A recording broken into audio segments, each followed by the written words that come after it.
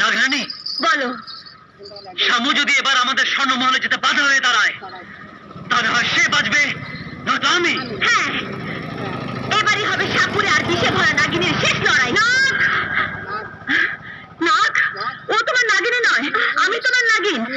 না, ওর কথা তুমি বিশ্বাস করো না, ও মিথ্যে বলছে। না, এ মিথ্যে নয়, ও কাল নাগিনী।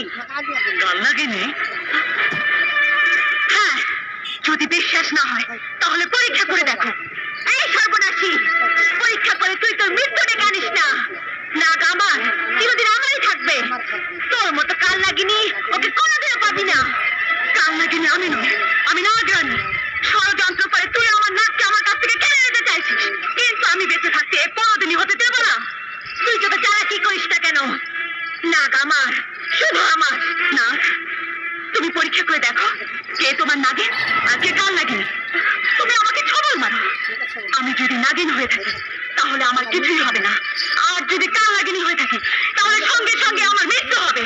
তুমি পরীক্ষা করো। হ্যাঁ, পরীক্ষা আমাকে করতেই হবে। নাগ, তুমি আমাকে বিশ্বাস করো না?